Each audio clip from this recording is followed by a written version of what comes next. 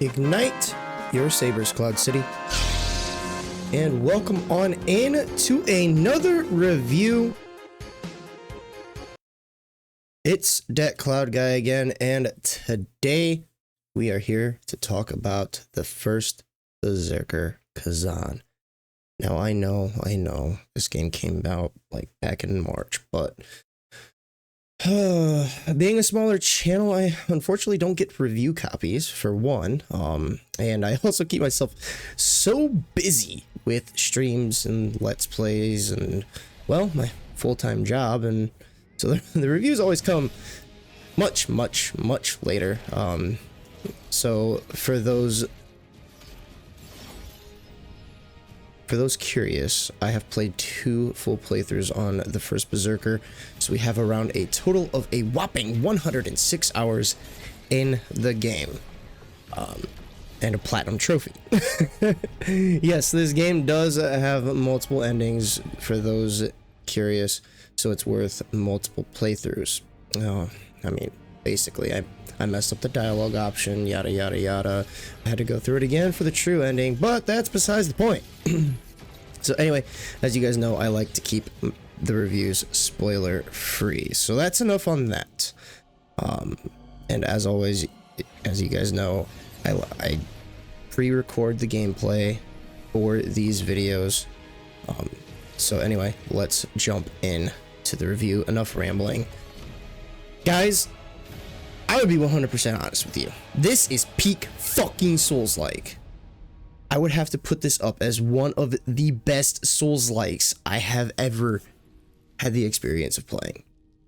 I would put it on the list right next to Neo fucking 2. Now, with it being a Souls-like, a lot of you might be wondering, does it just have one difficulty like Dark Souls, Elden Ring, Bloodborne, etc.? No, it does have a few different difficulties. I think they even added a third one in with the patch. I haven't played it since launch. I actually recorded like all of this gameplay back then. I even typed up the review back then. I just haven't had the time to record it because I just keep myself so damn busy. But since it does have the different difficulties, I recommend on trying it out on normal, unless this is your first Souls-like. Then drop it down, get used to the mechanics first. Once they start clicking, bump that shit up, dude. So let's start things off with the user interface and the mechanics. I liked the menus. They weren't too overbearing. They weren't overloaded with nonsense. It was quick to navigate through. The HUD was on point and immersive. I loved how the posture gauge and the HP bar were centralized, just like Koei Tecmo did in Wolong. There are quite a few mechanics in this game that are truly unique, and I liked every single one of them. First off, upgrading your co-op Phantom, that is that you use for like the boss fights via the soul stones you find around the zones. I thought that was truly unique and cool. The next is that you can see, as you can see here, you can see if you missed any documents as you explored the zone, and then you can even revisit cutscenes like this. That is so fucking cool. Which, it's a mechanic that you don't see in most Souls-likes. Like, in most Souls games or Souls-likes, if you're missing something, I mean, you have to Google it. or you just have to like sit here and spend hours and hours trying to find that one missing piece of like document or important loot that you need to get the true ending. Well, this shows you if you're missing it. Another cool mechanic is being able to change the attributes on your weapons to min-max your build. I do believe we had a similar system in Neo and Wolong. So all in all, in user interface and game mechanics, I'm giving this a whopping 10 out of 10. Now on to graphics and the environments. In this, I would have to give it a 9 out of 10. To me, it seemed like a lot of the same color schemes were used. That's the reason we're giving it a 9. We had lots of grays and lots of red. But the saving grace was the multitude of regions. We had city limits, we had castle keeps, we had snowy mountains, poison swaps. Damn you, Miyazaki. Why are you having these guys bring in poison swamps. Damn it. But anyway, caves and prisons, and I absolutely love the art style. A lot of people don't like the anime Souls, but dude, I fucked with Code Vein. They just announced Code Vein 2. I'm all about this. And I really liked how it went from animated cutscenes to hand-drawn. Dude, that shit blew my mind. It was great. But just because they used a lot of the same color scheme, I gotta give it a 9 out of 10. Now moving on to gameplay and combat. The weight of the weapons felt true. So like, for example, the spear and the dual wield, they were extremely agile, while the greatsword had was a little sluggish. I do wish that they had more than just those 3 weapon types when it comes to that. But the amount of skills you could acquire in each weapon's skill tree was phenomenal. At first, I wasn't a huge fan because like I was trying to spec into more than one weapon. But then once I figured, oh, hey, dumbass, you need to dedicate your build to just greatsword. You need to dedicate your build to just spear.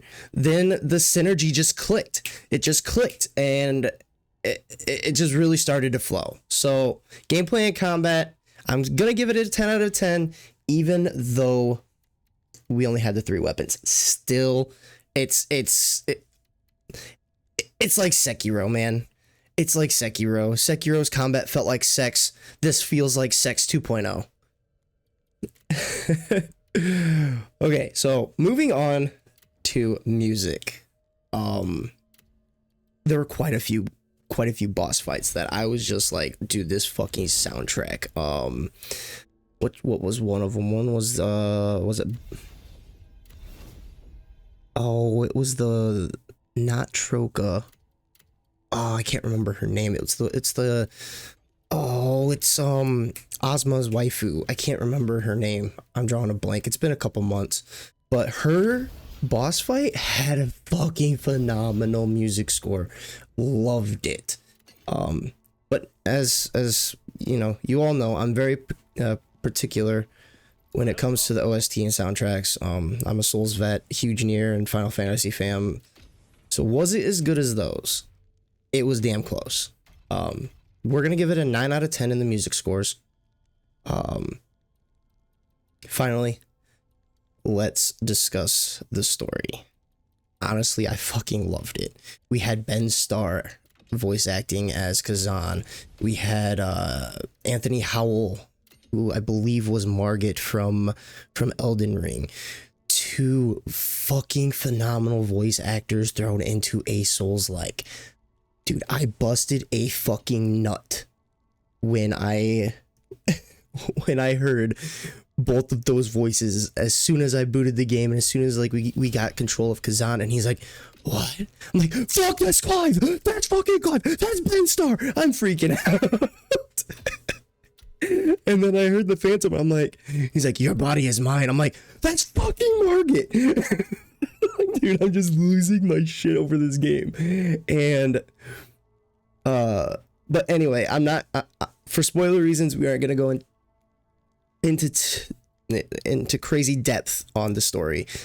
I mean, yeah, I know it's been out for a couple months, but just in case if there's people out there that haven't watched it or haven't played it, I'm not gonna go into any further depth. But I felt, excuse me, like it was very well written, and Neople did a fucking phenomenal job on the delivery.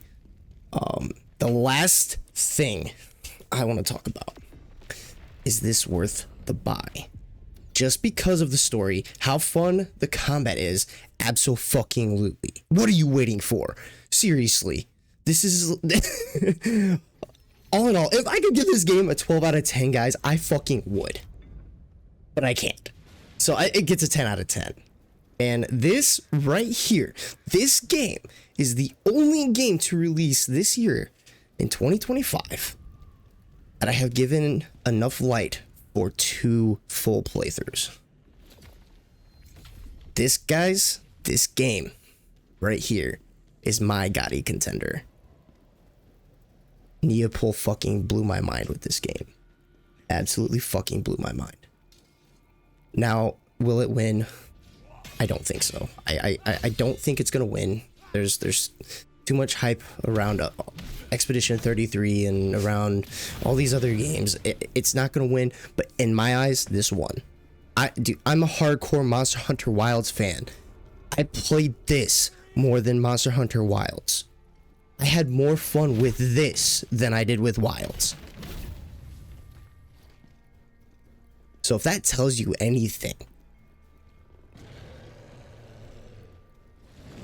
that's how good this game is. Like I said, it's not gonna win, which that makes me big sad, but it's still worth every fucking penny that you're gonna put into buying this. So guys, I want to stop this here. Go out, give this game a shot, and please let me know down below how I did on this review, and I'll catch you guys in the next one.